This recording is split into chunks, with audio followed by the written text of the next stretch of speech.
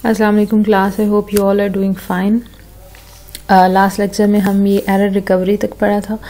अब हम नेक्स्ट पढ़ेंगे अपने टोकन्स, पैटर्न्स और लेक्सीम्स को। मैंने आपको बताया था कि हम इन चीज़ों की प्रॉपर डेफिनेशंस भी पढ़ेंगे। अब हम स्टार्ट करते हैं। When talking about lexical analysis most often we use the following terms like lexeme, token, pattern. तो आपको इन चीज़ों में फ़र्क पता होना चाहिए कि what are the actual difference between these three terms. तो सबसे पहले हम बात करेंगे टोकन की। तो if we are talking about token, तो it is a group of characters with logical meaning. ये हमारा लॉजिकल मीनिंग होता है, एक्चुअल मीनिंग नहीं होता। ये लॉजिकल बिल्डिंग ब्लॉक है हमारे किसी भी लैंग्वेज का। जैसे आईडी यानी आइडेंटिफायर। अब आइडेंटिफायर कोई भी हो सकता है, जैसे नेम आइडेंटिफायर हो सकता है, क्लास आइडेंटिफायर हो सकता है, XYZ आइडेंटिफायर्स हो सकते हैं। उसके बाद अच्छा, अगर आपको ये समझ नहीं आती ना जब मैं आइडेंटिफायर कहती हूँ, मुझे प्लीज़ कमेंट्स में बताएं, वरना आप ऐसा कर सकते हैं कि आप किसी भी लैंग्वेज या C++ का भी ये डिटेल से पढ़ सकते हैं कि what do we mean by identifier. तो वो आपको समझ आ जाएगा कि व्हेनेवर आई से आइडेंटिफायर, तो वो एक्चुअली हम उसका मीनिंग क्या ले रहे होते हैं। फिर हैं कीवर्ड्स या है numbers. So keywords, what are keywords? Keywords all the keywords which are preserved, reserved words in any language. और नंबर्स, तो चले नंबर्स है। अब टोकन हो गया ये लॉजिकल बिल्डिंग ब्लॉक। अब हमारे पास है पैटर्न। पैटर्न है हर एक लैंग्वेज का। Pattern is a rule that describes the character that can be grouped into the tokens. ये पैटर्न एक्चुअली रूल होता है जो डिस्क्राइब करता है कि कैरेक्टर्स को हम टोकन्स में कैसे ग्रुप कर सकते हैं। बेसिकली जब कोई रेगुलर एक्सप्रेशन होता है या कोई लैंग्वेज का कोई ग्रामर होती है, उसे हम पैटर्न कहते हैं, जो हमें ये बताता है कि किस तरह के टोकन्स बन सकते हैं। फॉर एग्जाम्पल यहाँ पे हम ये देख सकते हैं कि फॉर एग्जाम्पल उन्होंने दिया हुआ है कि पैटर्न या rule for identifier that it should start with the letter followed by any number of letters और डिजिट्स। हमें पता है कि हमारा आइडेंटिफायर क्या हो सकता है, या आपकी किसी भी लेट से कि मेरी जो लैंग्वेज है जिसे मैं यूज़ कर रही हूँ उसका आइडेंटिफायर, अगर आप नॉर्मली भी दूसरी लैंग्वेजेस को भी देखें, सी को देखें, तो उसमें आइडेंटिफायर का क्या रूल है? अल्फ़ाबेट्स भी हो सकते हैं, न्यूमेरिकल नंबर्स भी हो सकते हैं, ठीक है। तो यहाँ वो कह रहे हैं कि हम ये बात करते हैं कि हमारा आईडी का रूल ये है कि ये स्टार्ट होगा लेटर से followed by any number of letters या डिजिट्स। लेटर्स या डिजिट्स उसके बाद आएंगे। ये रेगुलर अब इस बात को हम रेगुलर एक्सप्रेशन में कैसे करेंगे? ये बात हमने रेगुलर एक्सप्रेशन में करनी है। अब अल्फ़ाबेट्स जो हैं वो अपर केस भी हो सकते हैं और लोअर केस भी हो सकते हैं। तो हम इसका रेगुलर एक्सप्रेशन कैसे बनाएंगे कि A to Z capital, A to Z smaller, यानी इन दोनों में से कोई भी। अच्छा, यहाँ पे आपने इस बात पे ज़्यादा परेशान नहीं होना कि मैम हम यहाँ पे एग्जैक्ट रूल्स यूज़ नहीं कर रहे, यहाँ पे और नहीं लिखा हमने। अगर ये रेगुलर एक्सप्रेशन है तो यहाँ पे हम रेगुलर एक्सप्रेशंस को टेस्ट नहीं करें, बल्कि यहाँ पे हम फिलहाल ये लॉजिक पढ़ रहे हैं कि व्हाट आर रेगुलर एक्सप्रेशंस और वो लेक्सिकल एनालाइजर में किस तरह यूज हो रहे हैं। ओके, फिर अब इन्होंने क्या कहा है? Start with a letter. तो ये लेटर को कवर कर रहे हैं part. Followed by any number of letters और digits, any number of letters और डिजिट्स। तो A to Z कैपिटल और smaller and 0 to 9 any number of letters और डिजिट्स, और ये स्टैरिक एनी नंबर को रिप्रेजेंट कर रहा है। आपको पता है ना, ये क्लीन लेयर है तो कितनी भी दफा आ सकता है। अब ये पैटर्न अगर हम यूज करें तो अगर हमारे पास XYZ स्ट्रिंग आए तो हम इससे गेस कर सकते हैं ना कि अगर ये कोई कीवर्ड नहीं है तो फिर ये आइडेंटिफायर है, क्योंकि ये इन सारे रूल्स को फॉलो कर रहे हैं। या ABCD है, या फिर A7 B8 8 whatsoever is written। तो ये सारी चीज़ें इस रेगुलर एक्सप्रेशन से बन जाती हैं। तो basically the pattern is the rule and how we define rule using the regular expressions. फिर आगे है कि लेक्सीम क्या है। तो लेक्सीम उन्होंने कहा है कि it is the actual text character stream that matches with the pattern and is recognised as token. हमारे पास जो असल में जो वर्ड्स लिखे होते हैं, जो कैरेक्टर स्ट्रीम है जिसको हम पहले देखते हैं कि वो पैटर्न के मुताबिक है या नहीं है, तो उसे हम पैटर्न से मैच करते हैं। जब वो पैटर्न से मैच हो जाती है तो हम उसका एक टोकन बना लेते हैं कि भाई ये आइडेंटिफायर है या ये कीवर्ड है या ये नंबर है। तो जो वो असल चीज होती है उसे हम लेक्सीम कहते हैं। For example, int is identified as token keyword. Here int is the lexeme. Int token है और टोकन का नाम क्या है? कीवर्ड। इंट जो खुद है INT, ये एक लेक्सीम है और टोकन जो है ये इसका कीवर्ड जो है इसका टोकन है। और पैटर्न क्या है भाई? ये पैटर्न ही ये है। पैटर्न ने हमें बताया ना कि ये कीवर्ड है, पैटर्न ने हमें ये बताया कि ये कीवर्ड है और टोकन बन गया है कीवर्ड। सो आई होप कि मैं अपना पॉइंट जो है वो आपको क्लियर कर रही हूँ कि इन तीनों चीज़ों में क्या डिफरेंसेस हैं। अब यहाँ पे देखिए आगे एक एग्जांपल है, फ्लोट की इज इक्वल टू 1.2। अब इसमें इन्होंने डिफ्रेंशिएट किया हुआ है कि लेक्सीम है फ्लोट, टोकन भी उसका फ्लोट ही बना। तो यहाँ पे भी मैं आपको बार बार क्लियर कर दूं कि हम समटाइम्स कीवर्ड को कीवर्ड नहीं भी लिखते, उसे एज इट इज लिख देते हैं कि क्योंकि हमें पता है कि हमारी लैंग्वेज को पता है कि वो कीवर्ड है। और पैटर्न भी फ्लोट है, इसलिए फ्लोट है पैटर्न के। ये डिफाइंड था कि फ्लोट एक क्या है, फ्लोट क्या होता है? स्पेसिफायर या पता नहीं क्या, टाइप स्पेसिफायर। या उसके बाद की जो है वो आइडेंटिफायर है और आगे उन्होंने उसका लिखा हुआ है, बाकी सब चीजें लिखी हैं, आप इसे पढ़ लीजिएगा। अच्छा जी, डिजाइन कॉम्प्लेक्सिटी ऑफ एनालाइजर। ये डिजाइन कॉम्प्लेक्सिटी इसकी जो है वो डिपेंड करती है लैंग्वेज कन्वेंशंस पे। ये बड़ी इंपॉर्टेंट चीज़ है कि आपको पता होना चाहिए कि किसी भी चीज़ की डिजाइन कॉम्प्लेक्सिटी, लेक्सिकल एनालाइजर की डिजाइन कॉम्प्लेक्सिटी डिपेंड करती है उसकी लैंग्वेज की कन्वेंशंस पे। अगर लैंग्वेज बहुत ही क्लीन है, what do I mean by clean language? I mean that I don't mean that language is clean जिसे हम आम तौर पे ज़ुबान को क्लीन कहते हैं, साफ ज़ुबान होना। Here the language is clean means कि भाई उसके रूल्स रेगुलेशंस बड़े ही क्लीन है, बड़े इजीली अंडरस्टैंडेबल है और अच्छे खासे रूल्स एंड रेगुलेशंस हैं। हर चीज़ लैंग्वेज में बताई गई है, तो जब वो हर चीज़ बता दी जाए तो हम उसे एज इट इज़ उठाते हैं, लेक्सिकल एनालाइजर में इम्प्लीमेंट करते हैं और हमारी लैंग्वेज हो जाती है आसान। इसीलिए जब आपके पास हाई लेवल लैंग्वेजेस होती हैं, उसमें कीवर्ड्स होते हैं और इस तरह की सारी चीज़ होती हैं, तो your programming is getting easier, you get it, you find it easier to program and you find it easier to compile them. That is the point, right? So यहाँ पे भी हम यही कह रहे हैं कि आपकी लैंग्वेज कन्वेंशंस अगर अच्छी हैं तो हमारा डिज़ाइन जो है वो भी अच्छा हो जाएगा। A popular example that illustrates the potential difficulty of L design is that many languages, certain strings are reserved. That is, the meaning is predefined and cannot be changed by the user. If the keywords are not reserved, then lexical analyzer must distinguish between a keyword and identifier. Example is, keywords are not reserved in PL/I. Thus, the rules for recognizing the keywords from identifiers are quite complicated.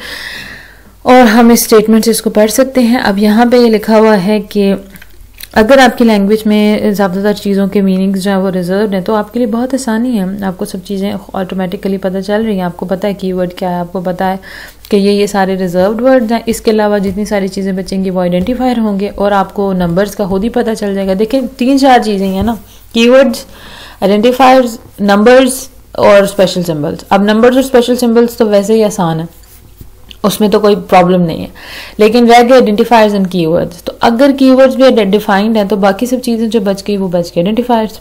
लेकिन problem तब आएगा जब आपकी कोई ऐसी language होगी जो keywords को अलहदा नहीं करती, वो कीवर्ड्स को रिजर्व ही नहीं कर रही है।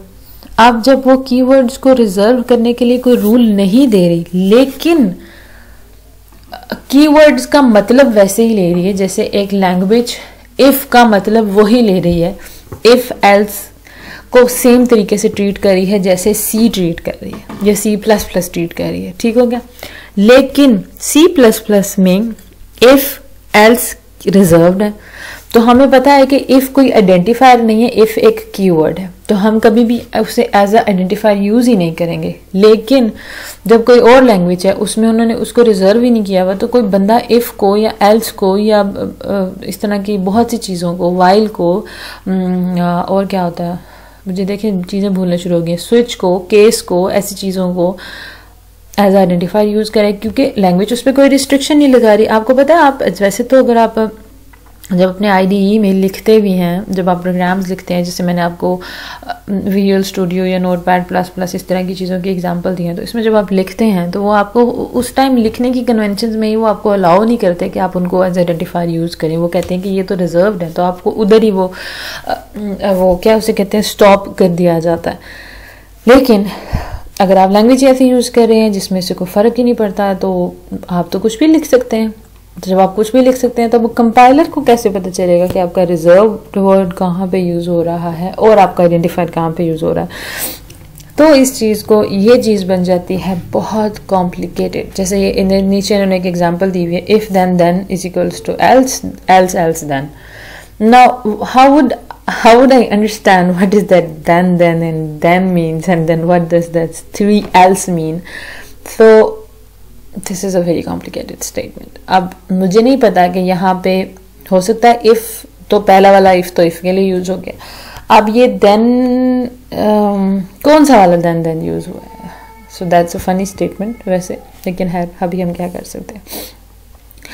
Attributes for tokens. सो अब यहाँ पे हमारे पास एक चीज़ है कि हमारे टोकन के साथ उसका क्या एट्रीब्यूट होता है।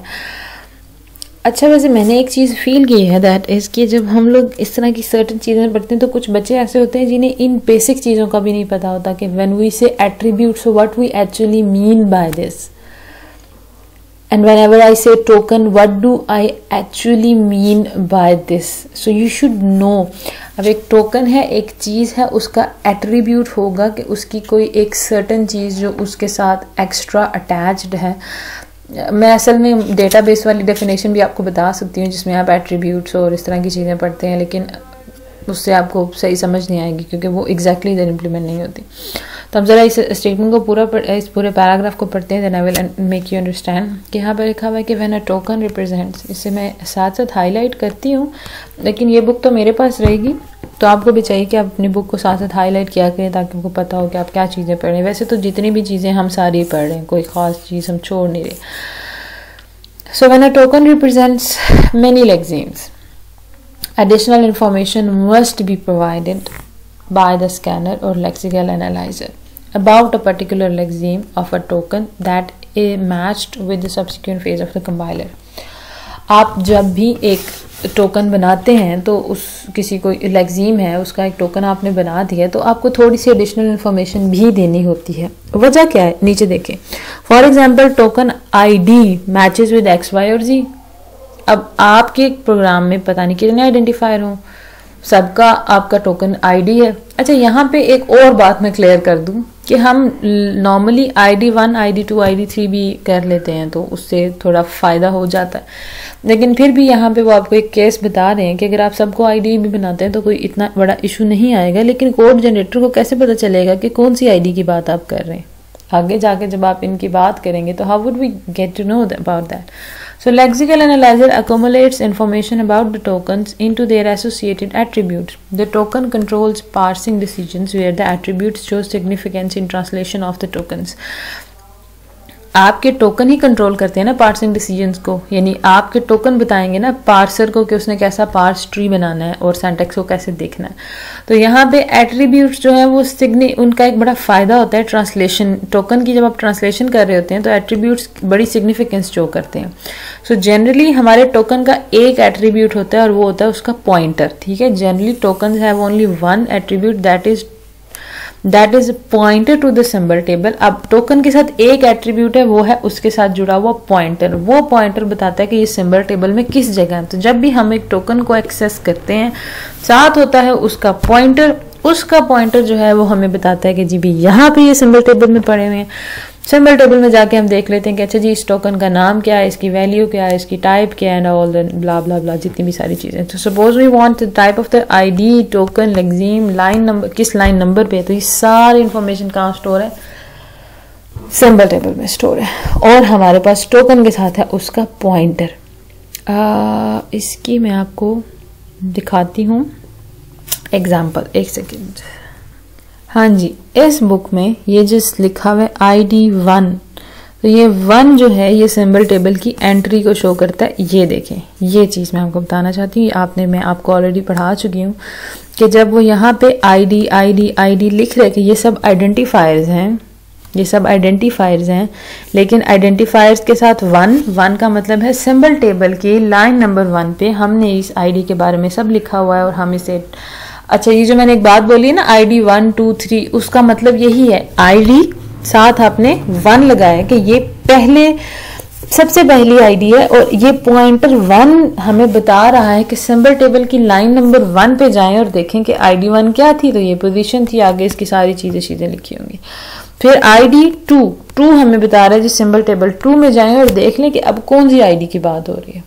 तो हमारे पास टोकन के साथ उसका इस तरह से एट्रीब्यूट होता है। अच्छा जी, समझ आ गई आई होप आपको इस बात की। अब हमारे पास है कि हम एक स्टेटमेंट कंसीडर कर रहे हैं, that is distance is equals to 0.5 multiplied with g multiplied with t multiplied with t and semicolon. अब हमने इसकी बनानी है टोकन्स। तो आप यहाँ पे देखें डिस्टेंस क्या है, एक आइडेंटिफायर है, ये असाइनमेंट ऑपरेटर है, 0.5 एक नंबर है, ये तीनों ऑपरेटर्स हैं और g t t जो है आईडीज हैं। यहाँ पे आप देखेंगे कि जब हमारे पास लेक्सिकल एनालाइजर इन्वोक करेगा gate next token function, for the next token the sequence of tokens returned are as following. get next token obviously आप lexical analyzer को भी किसी लैंग्वेज में लिखते हैं और उसमें हम इसी तरह के फंक्शंस बनाते हैं। तो अब आप यहाँ पे देखें id इक्वल का निशान, कांस्टेंट मल्टीप्लाई का निशान, id मल्टीप्लाई id और असल में इनकी वैल्यूज ये हैं। तो ये सारे हमारे पास लिस्ट ऑफ टोकन्स है और बाकी सब चीज़ें।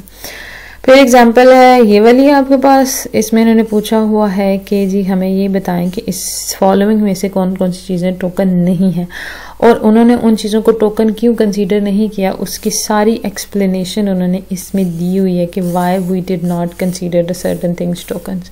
सबसे पहली चीज़ तो आपने ये समझ लेनी है कि ये नेवर ये टोकन नहीं है। ये टोकन क्यों नहीं है, क्योंकि ये कमेंट को रिप्रेजेंट करें और हम कमेंट्स को टोकन कंसीडर नहीं करते। यहाँ पे इन्होंने ये एक क्वेश्चन मार्क को भी टोकन कंसीडर नहीं किया, ठीक हो गया, और इसको भी टोकन कंसीडर नहीं किया अपने, उन्होंने इक्वल के निशान को भी टोकन कंसीडर नहीं किया, सिर्फ FGH जो है, हाँ जी FGH इन सबको टोकन कंसीडर किया गया, बाकियों को टोकन इसलिए कंसीडर नहीं किया गया। अच्छा करते भी हैं टोकन कंसीडर उसको, लेकिन it's not a very done thing कि आप किस चीज़ को टोकन कंसीडर करें। वो बेसिकली स्पेशल सिंबल्स हैं और वो एज इट इज़ ट्रीट हो जाते हैं, तो क्योंकि उनके लिए हमें कोई स्पेशल इन्फॉर्मेशन स्टोर करनी पड़ती, वो जहाँ भी आते हैं हम उसको अंडरस्टैंड कर लेते हैं। तो अगर हम उसका टोकन नहीं भी बनाते तो एट्रीब्यूट वाला एक मुकम्मल बड़ा टोकन तो भी कोई फ़र्क नहीं पड़ता, हम उससे एक आम तौर पर भी ट्रीट कर सकते हैं। हाँ, जहाँ पे 2 सिम्बल्स इकट्ठे हो जाएं, जैसे ये है 2 सिम्बल्स इकट्ठे हैं, तो फिर हम इसको टोकन बनाते हैं। और ब्रैकेट्स और पैरेंथेसिस हमेशा टोकन होती हैं, नंबर्स हमेशा टोकन होते हैं और आइडेंटिफायर्स हमेशा टोकन होते हैं। तो सारी चीज़ उन्होंने एक्सप्लेन की हुई है। अब इसी एग्जाम्पल के उन्होंने यहाँ पे पूरे टोकन्स बना दिए हैं। तो आप सिर्फ ये देख लें कि ये जब चीज़ें आ रही हैं तो हम इनके आगे कोई टोकन, क्योंकि इनके आगे कोई एट्रीब्यूट नहीं है बेसिकली, तो ये सारे टोकन है जिनके आगे कुछ लिखा हुआ है, तो बेसिकली हम सिर्फ ये हमने सब आईडीज के आगे लिखा हुआ है। देखें आईडी के आगे हमने लिखा हुआ है लिमिटेड स्क्वायर x, उसके बाद कांस्टेंट के आगे हमने लिखा हुआ है कि कौन सा कांस्टेंट। तो कांस्टेंट्स और आईडीज के सामने हम ये लिख देते हैं कि एक्चुअल में उनकी वैल्यू क्या है, just to make you understand that how we are making things. Rest of the things are like return, float, क्योंकि ये कीवर्ड्स हैं तो आपको पहले ही पता है कि ये कीवर्ड्स हैं फिलहाल, लेकिन आगे हम इन कीवर्ड्स को भी एक्सप्लेन करते हैं प्रॉपरली। अगला हमारा 2.6 जो टॉपिक है वो है strategies for implementing the lexical analyser. तो सबसे पहली जो चीज़ है वो ये है कि use a scanner generator tool like Lex और Flex to produce lexical analyzer. The specification can be given using a regular expression which on compilation generates a scanner capable of identifying tokens, and the generator provides routines for reading, buffering the input. This is easy to implement but least efficient. आपके पास क्या है कि आप एक automatic tool use करते हैं lakes या flex, उसके अंदर आप डालते हैं अपनी लैंग्वेज की डेफिनेशन यूजिंग रेगुलर एक्सप्रेशन, यानी आपको पता है कि आपकी लैंग्वेज किस तरह डिफाइन हो रही है, आप रेगुलर एक्सप्रेशन उठाते हैं और उसको उनमें डालते हैं और आप कहते हैं कि जी ये रे। अब वो उन रेगुलर एक्सप्रेशन को यूज़ करते हुए एक खुद ही स्कैनर बना देती है जो कि आइडेंटिफाई कर सकता है टोकन्स को, वो प्रोवाइड करता है routines for reading buffering the input, जो किस तरह रीड करना है, किस तरह बफर करना है, और सारी चीज़ें वो बता देता है। लेकिन वो कह रहे हैं कि ये बड़ा लेस एफिशिएंट वे है। दूसरी चीज़ है कि आप डिज़ाइन करते हैं लेक्सिकल एनालाइजर को हाई लेवल लैंग्वेज में, यानी खुद आप जो है वो क्या कर रहे हैं, लिख रहे हैं, राइट। सो यहाँ पे क्या है कि आप टेक्निक्स जो हैं वो लैंग्वेज में प्रोवाइड की हुई हैं, और आप क्या करते हैं कि आप उसको हाई लेवल लैंग्वेज में खुद एक लेक्सिकल एनालाइजर लिखते हैं, यानी आपने पूरा कंपाइलर की कोडिंग करनी है। तो आपने स्टार्ट कर दी और आपने ऑटोमेटेड टूल्स यूज नहीं किए। थर्ड वे ये है कि आप इसे असेंबली लैंग्वेज में लिखें। तो वो कह रहे हैं कि ये सबसे एफिशिएंट है, लेकिन ये सबसे मुश्किल है, बड़ी कम्प्लेक्स अप्रोच है, तो ये तो आप कर नहीं सकते। नहीं कर भी सकते हैं, लेकिन मैं आपको नॉर्मली बता रही हूँ कि like we do not do that, people do not do that, because आप कोई बंदा असेंबली लैंग्वेज का इतना एक्सपर्ट हो कि वो किसी भी लैंग्वेज का कंपाइलर असेंबली लैंग्वेज में लिख सके, तो that is a difficult thing. तो हमारे पास 3 स्ट्रेटजीज हैं, या तो हम ऑटोमेटिकली लिखें, या हाई लेवल लैंग्वेज में लिखें, या असेंबली लैंग्वेज में लिखें। तो हमें वैसे भी पता है कि लो लेवल लैंग्वेजेस में किया गया काम ज़्यादा एफिशिएंट होता है, लेकिन वो उतना ही ज़्यादा मुश्किल होता है। तो हमारी जनरल अप्रोच क्या होती है प्रोग्रामिंग लैंग्वेज में, हाई लेवल प्रोग्रामिंग लैंग्वेज में लिखने वाली। लेकिन खैर अभी तो हम देखते हैं, हम लेक्स रिफ्लेक्स को भी पढ़ेंगे। ओके उसके बाद है designing the lexical analyzer either by hand और by automated tools involves mainly 2 steps. हमारे पास 2 स्टेप्स हैं। इसमें हमारे पास पहला स्टेप ये है कि आप रूल्स बताते हैं for tokens using regular expression. सबसे पहले तो आप रूल्स बनाते हैं। देखें ये बात समझने की बहुत ज़्यादा ज़रूरत है। आपकी जो बनी होती है लैंग्वेज, वो रेगुलर एक्सप्रेशंस नहीं होते, वो एक पूरी लैंग्वेज है। जैसे आपकी सी एक पूरी लैंग्वेज है, तो वो एज अ रेगुलर एक्सप्रेशन आपको नहीं मिलती। अब लेट्स से कि आपने आज सोचा कि मैं C++ का एक कंपाइलर बनाना चाहती हूँ या बनाना चाहता हूँ, और अब क्या सी लैंग्वेज आपको रेगुलर एक्सप्रेशंस के तौर पे मिल रही है? नहीं, आपको पता है कि एक सी लैंग्वेज है। अब आपने ये देखना है कि जी क्या चीज़ें रिजर्व्ड वर्ड्स हैं, और आप उनका एक रेगुलर एक्सप्रेशन बनाते हैं, और वो काफ़ी लंबा रेगुलर एक्सप्रेशन होगा क्योंकि आप सारे कीवर्ड्स डिफाइन करें। फिर आपने देखा कि जी हम आइडेंटिफायर ऐसे लिख सकते हैं, उसके रूल्स का आप एक रेगुलर एक्सप्रेशन बनाते हैं, तो आपको लैंग्वेज एज इट इज़ दी जाती है जैसे कोई भी ज़ुबान है, जैसे अंग्रेज़ी है, उर्दू है, पर्शियन है, या आपकी सी है, JavaScript, HTML, whatsoever. So you are given that language, you make regular expressions for your own work because आपने उसका कंपाइलर बनाना है। तो आप रेगुलर एक्सप्रेशंस बनाते हैं जिससे वो रूल्स लिखे जाते हैं, और उसके बाद आप एक रिकॉग्नाइजर बनाते हैं उन रूल्स के लिए, दैट इज फॉर टोकन्स। और designing a recogniser responds to converting the regular expressions to finite automata. अच्छा ये क्या है फाइनाइट ऑटोमेटा में आप कन्वर्ट। देखिए जब मैं आपको रेगुलर एक्सप्रेशन देती थी और मैं आपको कहती थी कि आप इसकी एक मशीन बनाएं, दैट इज फाइनाइट ऑटोमेटा, वो डायग्राम बन जाती थी। फिर आपको याद होगा कि मैं आपको वर्ड देती थी और ये कहती थी कि अब आप ये देखें कि क्या ये इस फाइनाइट ऑटोमेटा से एक्सेप्ट हो रहे हैं या नहीं हो रहे। अब आप ये कंसीडर करें कि आपकी वो जो फाइनाइट ऑटोमेटा बना है, अगर वो एक असल में मशीन हो, हार्ड में एक टेबल पे पड़ी हुई है, तो वो असल में क्या है, वो एक रिकॉग्नाइजर है ना। आप उसको वर्ड देते हैं तो वो उस रेगुलर एक्सप्रेशन के मुताबिक बन चुकी हुई एक मशीन है, वो उसमें उसको रन करती है पाथ के थ्रू और फिर कहती है कि ये रिकॉग्नाइज हो रहा है या नहीं हो रहा। तो असल में जब आप रिकॉग्नाइजर बनाते हैं तो हम क्या कह रहे हैं कि आपने रूल्स डिफाइन किए और अब आपने एक मशीन बनाई उन रूल्स के मुताबिक, ताकि आपको जो भी वर्ड्स मिले वो उन रूल्स को देखते हुए उस मशीन में से गुजरे और या तो वो पास हो या तो फिर वो फेल हो। I hope I am making my point clear. Sometimes I just feel like कि शायद आपको समझ नहीं आ रही कि जो बात मैं कर रही हूँ शायद वो आप समझ नहीं रहे, तो just always let me know अगर आपको मेरी समझ आ जाती है और मैं जो भी आपको बताती हूँ आप उससे सेटिस्फाइड हैं, आप मेरे टीचिंग मेथड से सेटिस्फाइड हैं, आपको मेरी समझ आती है जिस भी तरीके को मैं फॉलो करी हूँ, and you are okay with that method. And if you are not okay with that method तो आपको ये मुझे बताना चाहिए, रादर दैन कि जैसे मैं दूसरे टीचर्स के बारे में सुनती हूँ। अल्हम्दुलिल्लाह मैंने आज तक अपने बारे में नहीं सुना, मेरी कभी किसी स्टूडेंट ने शिकायत नहीं की, या मुझे कभी किसी ने HOD ने नहीं कहा कि आपके बच्चे ने शिकायत की है या ऐसा कुछ भी प्रॉब्लम है. She is always like the students are satisfied, but still I just wanted that even if any one two students are not satisfied, they should tell me on my face, not to any other person or any other teacher that हमें समझ नहीं आ रही है, हमें तरीका नहीं पसंद, या जो भी मैम करती हैं हमें अच्छा नहीं लगता, समझ नहीं आती है. तो वो चीज़ आपको सबसे पहले मुझे बतानी चाहिए रादर दैन कि आप किसी और को कभी बताएं. और why I have this fear, because मुझे मेरे स्टूडेंट्स दूसरे टीचर्स के बारे में भी बता देंगे, मैम ये टीचर सही नहीं पढ़ाते, ये नहीं पढ़ाते, इस तरह नहीं है, उस तरह नहीं है. तो वो जब मैं सुनती हूँ तो मैं सोचती हूँ कि कहीं कभी मेरे स्टूडेंट किसी और टीचर को ये ना कह रहे हो कि मैम आमना सही नहीं पढ़ाती, हमें उनका तरीका समझ नहीं आता, वो पता नहीं कैसे पढ़ा रही हैं, तेज़ पढ़ा रही हैं, आहिस्ता पढ़ा रही हैं, या जो बता रही हैं वो समझ नहीं आ रहा. तो अगर आपको समझ आ रहा है तो भी मुझे बताएं, और अगर आपको समझ नहीं आ रहा तो भी मुझे बताएं, ताकि हम उसका हल निकालें. क्योंकि अभी तो ये ऑनलाइन चीज़ें ज़्यादा ही चल रही हैं, तो मैं आपसे फ़ेस टू फेस तो आपसे आउटपुट ले नहीं सकती, तो जिस तरह ले रही हूँ उस तरह आप मुझे ज़रूर बताया करें. अच्छा जी, आगे लिखा है कि इसके कुछ स्टेप्स हैं, following steps, and this following steps are कि आप रेगुलर एक्सप्रेशन को NFA non deterministic finite automata में चेंज करते हैं, फिर उसको. अच्छा, ये जो उन्होंने लिखा हुआ है मुझे इसका नाम भूल गया, पता नहीं इसे मैं एप्सिलॉन कहती थी कि क्या कहती थी. ये जो नल स्ट्रिंग, हम नल स्ट्रिंग को किसी और तरह शो करते थे उस बुक में, लेकिन तब भी ये नल स्ट्रिंग है, ठीक है.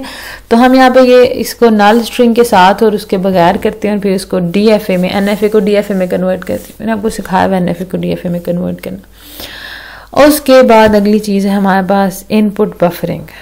सो in order to recognize a token the scanner has to look ahead several characters from the current characters many times. अब हमारे पास जो इनपुट बफरिंग का असल में प्रॉब्लम है वो ये है कि अगर scanner has to look ahead several characters from the current character many times. अब एग्जांपल से देखते हैं. लेट्स से उन्होंने कहा कि CHAR की एग्जांपल है, ये कीवर्ड है C में, लेकिन CHAP एक वेरिएबल नेम हो सकता है, तो CHA तक तो उसे नहीं पता चलेगा ना कि ये कीवर्ड है या आइडेंटिफायर है. When the character C is encountered, the scanner cannot decide whether it is a variable, keyword or function name until it reads 3 more characters. जब तक वो 3 और कैरेक्टर्स को रीड नहीं करेगा वो ये आइडेंटिफाई ही नहीं कर सकता कि ये क्या है. ये कोई फंक्शन का नेम भी तो हो सकता है. अब ये तीनों एक डिफरेंट चीज़ें हैं, तो स्कैनर को क्या पता कि वो किस चीज़ को रीड कर रहा है. It takes a lot of time to read character by character from a file. So specialized buffering techniques are developed. आप जब आप एक बार फाइल को ओपन करते हैं, अच्छा आपको पता है ना जब हम फाइल हैंडलिंग आपने पढ़ी C में, बेसिक में भी पढ़ी होगी अगर आपने FSC में कंप्यूटर साइंस पढ़ा, ICS में कंप्यूटर साइंस पढ़ा, तो वो फाइल हैंडलिंग में क्या होता है कि हम फाइल ओपन करते हैं, फिर उसको रीड करते हैं, फिर फाइल क्लोज करते हैं, फिर एंड ऑफ द फाइल, और इस तरह की बहुत सी चीज़ें हैं जो उसमें इन्वॉल्व होती हैं.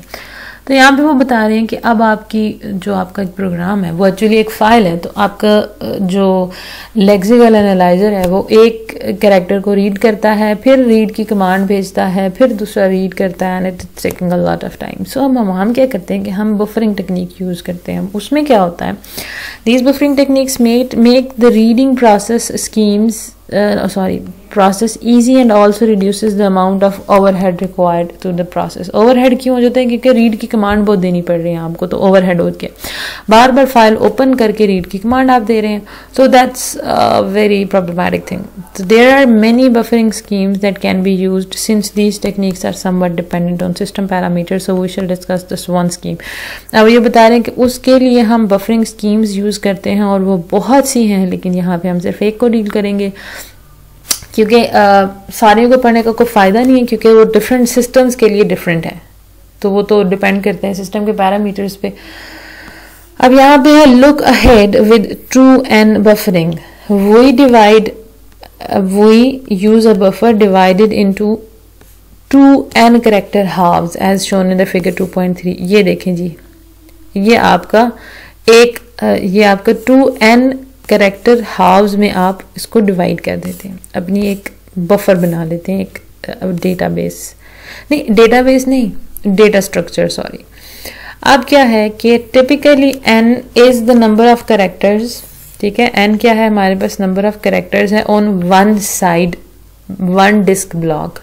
फॉर एग्जाम्पल 1024 और 4096. We read n input characters into each half of the buffer with one system read command. अब हम क्या कर रहे हैं कि एक रीड कमांड देते हैं, उससे हम कितने कैरेक्टर्स रीड कर रहे हैं, n input characters. n input characters read करके इस तरह सारी लिख ली हैं, ठीक है. एक कमांड में हमने ये सारा रीड करके रख लिया है बुफर में. अब हम अपनी लेक्सिकल एनालाइजर की कमांड इसको देंगे, यानी इसमें पॉइंटर चलेगा.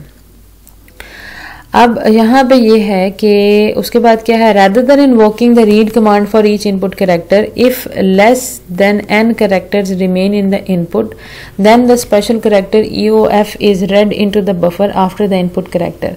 EOF marks end of source file या end of file. आपको ये वैसे भी पता होगा, जब अपने फाइल हैंडलिंग में पढ़ा तो हम कहते हैं जी end of files है. तो अगर आपके n कैरेक्टर से वो मतलब कम में आ जाए, लेस देन n कैरेक्टर्स हैं इनपुट में, तो वो end of file खुद ही कर देता है कि ताकि वो ब्लैंक्स को जो है वो आपका पढ़ता न रहे, आपका लेक्सिकल एनालाइजर या जो भी आपका पॉइंटर है. 2 pointers lexeme and forward to the input buffer are maintained. हमारे पास 2 पॉइंटर्स होते हैं. The string characters enclosed between the 2 pointers is current lexeme. यानी इन दोनों पॉइंटर्स के दरमियान जो है वो ये करंट lexeme आपके पास आ रही है. अब लेट्स से कि अगर यहाँ पे तो सारी एक एक वाली है, मैं आपको ज़्यादा वाली क्या बताऊँ, लेकिन है अगर ये कहीं स्टार्ट में हो, जैसे लिखा हो चैप्टर लिखा हो, तो अब सी पे एक हो गया लेक्सीम और एक फॉरवर्ड वाली एंड तक ब्लैंक तक गई होगी. तो फॉरवर्ड वाली मैक्सिमम ब्लैंक पे ही होती है, तो वो हमें बताता है कि दरमियान वाली जो चीज़ है वो पूरी की पूरी एक लेक्सीम है. To find the lexeme, first initialize both pointers with the first character of the input. Keep incrementing the forward pointer until a match for pattern is found. Once the character not matching is found, stop incrementing the pointer and extract the string found between the lexeme and forward pointer. The string is required, the lexeme, and process it is set both the pointer and the next character to identify the next lexeme, and with this scheme comments and white spaces can be treated as patterns that yield no token. अच्छा जी, ये बात इन्होंने सारी बता दी कि हम इसी तरह इसको आगे आगे मूव करवाते हैं. जब जब कोई लेक्सीम आती है हम उसका टोकन बना देते हैं. रेस्ट ऑफ द टाइम हम क्या करते हैं, वाइट स्पेसेस और उन सबको हम एज ए ट्रीट करते हैं कि वो कोई टोकन जो है वो नहीं बनाते. अच्छा, यहाँ पे अब ये है कि while the forward pointer is being incremented, it is about to move past the halfway mark. The right half is filled with n new input characters. यहाँ पे ये बताया जा रहा है कि इसको 2 हाफ्स में डिवाइड किया गया. वैसे यहाँ पे उन्होंने इसकी पिक्चर नहीं सही बनाई. ओके, चलें मैं आपको बताती हूँ कि किस तरह हो रहा है ये. लेट्स से कि हमारे पास जो है वो 2 हाफ्स, हमने यहाँ पे बताया कि हम 2 हाफ्स बनाते हैं और एक को हम लेफ्ट और एक को हम राइट हाफ जो है वो कहते हैं, ठीक है. तो यहाँ पे हम कुछ इस तरह कर सकते हैं. लेट मी सी,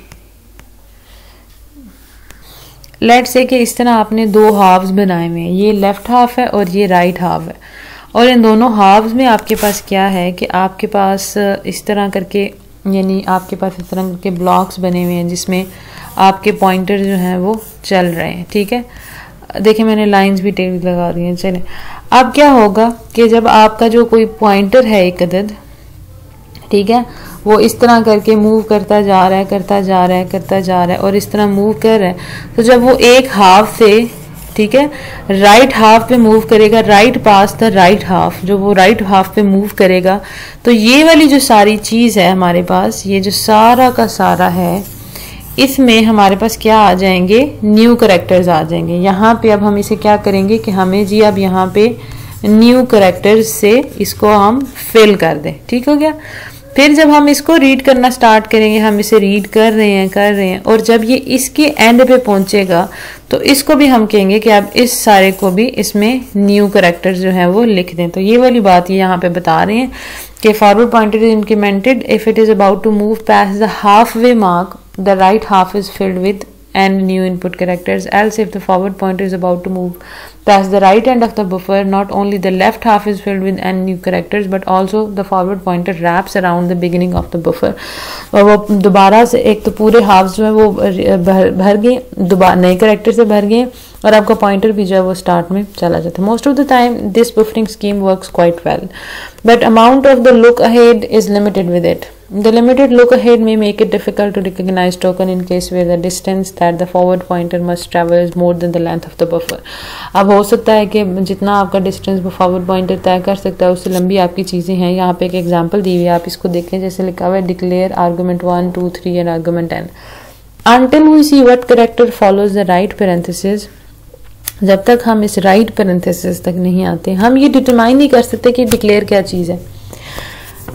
वसला, क्योंकि डिक्लेयर एक फंक्शन का नाम है, कीवर्ड है या एरे का नाम है, ये तो सिर्फ तभी पता चलेगा जब हमारा सारा मीनिंगफुल चीज़ें जो है वो हम एंड तक उसको रीड कर लेते हैं. ठीक हो गया. तो हमें ये नहीं पता चलेगा ई के साथ, लेकिन हम लुक अहेड हमें चाहिए होगा जब तक हम आखिरी आर्गूमेंट को रीड नहीं कर लेते. फिर हमें पता चलता है कि जी ये इतने सारे आर्गूमेंट्स थे और ये असल में एक फंक्शन है. तो ये सब प्रॉब्लम्स आ जाती हैं हमारे पास.